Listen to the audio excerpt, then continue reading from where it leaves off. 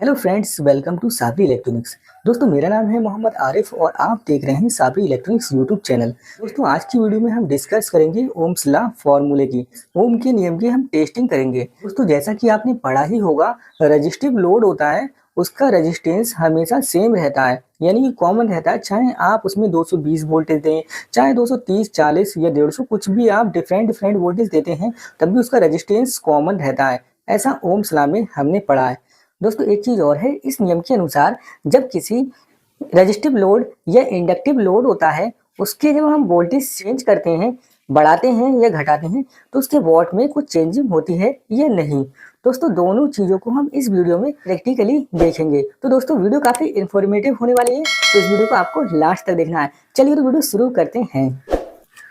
तो दोस्तों, इस नियम को टेस्ट करने के लिए हम यहाँ पे एक बल्ब ले लेते हैं। ये प्योर रेजिस्टिव लोड है। इसके साथ हम एक वोल्टेज मीटर को ले लेते हैं, जिससे हम एसी वोल्टेज टेस्ट करेंगे कि डिफरेंट डिफरेंट वोल्टेज पे कितना करंट चल रहा है और उस दौरान हमारा रजिस्टर चेंज हो रहा है या नहीं। तीसरे नंबर पे हम एक ले लेते हैं बल्ब होल्डर और एक सीरीज, और उसके बाद मल्टीमीटर, जो कि हमारा बहुत ही ज़्यादा सेंसिटिव है। कॉमन लगा देता हूँ, रेड वायर एम्पियर वाली प्रोब में लगा देता हूँ। इसको हमने एम्पियर वाली रेंज पे सेट कर दिया है। जिस बल्ब को बल्ब होल्डर में लगा देता हूँ। इसको हम पोटेंशियल मीटर या वोल्टेज मीटर बोलते हैं। इसको हम बल्ब के साथ पैरेलल में कनेक्ट कर लेते हैं।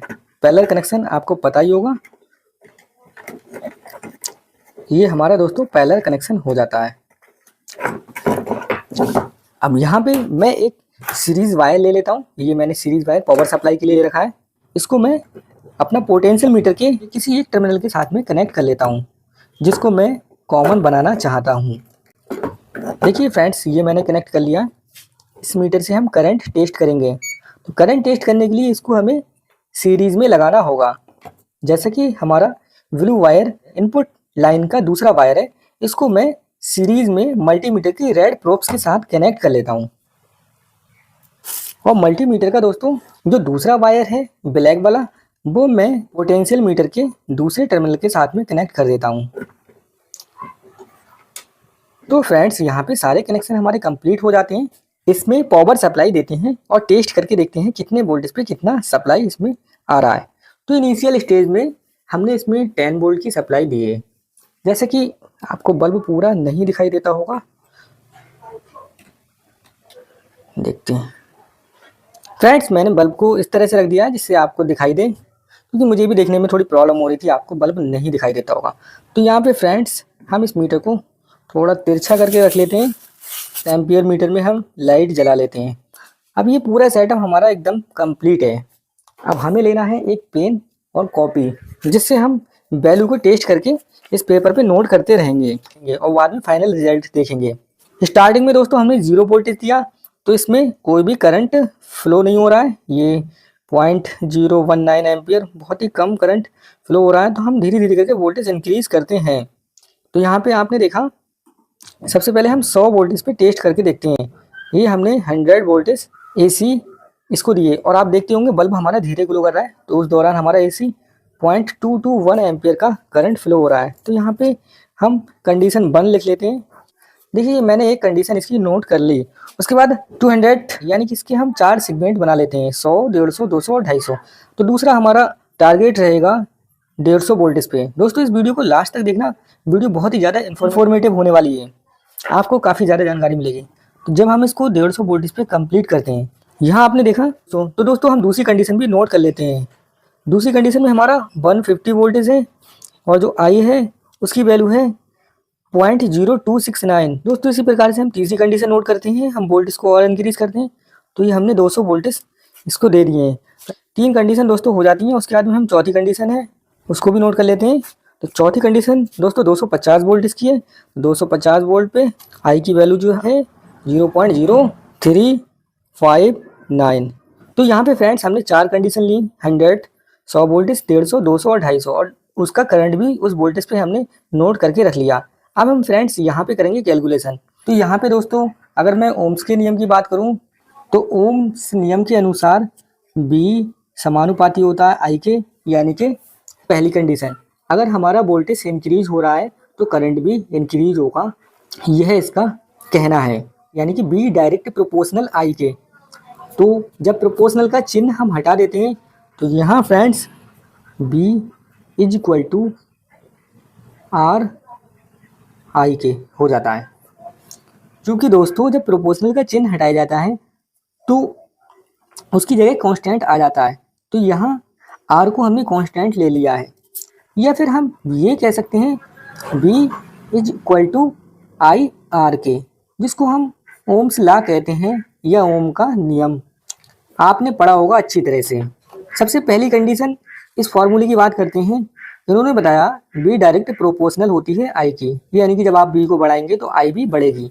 तो जो कि हम प्रैक्टिकली टेस्ट भी करके देख चुके हैं। जब हमने 100 वोल्टेज दिया था तो उस दौरान करंट 0.221 था। जब हमने वोल्टेज को इंक्रीज करके 150 किया था 0.269 करंट आया था। 200 किया था 0.315 करंट आया था और 250 किया था 0.359 करंट आया था। लेकिन इन्होंने बताया था करंट और वोल्टेज हम चाहे कितना भी इंक्रीज कर लें और चाहे कम कर लें, लेकिन हमारा जो R है वो कांस्टेंट रहता है। R कांस्टेंट का मतलब आप समझ चुके होंगे। R जो है वो हमेशा वही रहता है। जब इस फॉर्मूले को हम R की फॉर्म में लिखेंगे या फिर प्रतिरोध की फॉर्म में लिखेंगे तो यहाँ पे R बराबर हो जाएगा B/I, जैसा कि आपको पता होना चाहिए। ये हमारा रेजिस्टेंस का या प्रतिरोध का फार्मूला है। तो हम ये कंडीशन लगा के देखते हैं कि ये सेटिस्फाई होता है या नहीं। तो first condition R is equal to B/I। Voltage कितना था 100 और हमारा करंट कितना था 0.221। उसके बाद दोस्तों दूसरी कंडीशन हम लगाते हैं, ये हम मान लेते हैं R1। तो R2 की कंडीशन हमारी रहेगी, ये भी B/I रहेगा। तो यहाँ पे हमारा 150/0.269। दूसरी कंडीशन होगी R3 की अगर बात करें तो B/I। ये सारी हम एक साथ लिख लेते हैं। तो यहाँ पे फ्रेंड्स हमने चारों कंडीशन को नोट कर लिया है और जब हम इसको डिवाइड करते हैं तो पहली कंडीशन में हमारा 452 ओम निकल के आता है। दोस्तों यहाँ पे वोल्टेज वोल्ट में लिया गया है और करंट एम्पियर में लिया गया है, तो हमारा जो राशि निकल के आएगा वो ओम में आएगा। ठीक है। और दूसरी कंडीशन में दोस्तों जब 150 को 0.269 से डिवाइड करते हैं तो हमारा 557 ओम निकल के आता है। तीसरी कंडीशन में दोस्तों 634 ओम निकल के आता है और चौथी कंडीशन 696।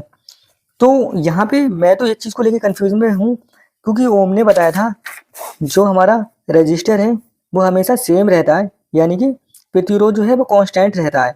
आर जो है वो कांस्टेंट है, कांस्टेंट। तो ये हमारा यहाँ पर प्रूफ नहीं हो पाया।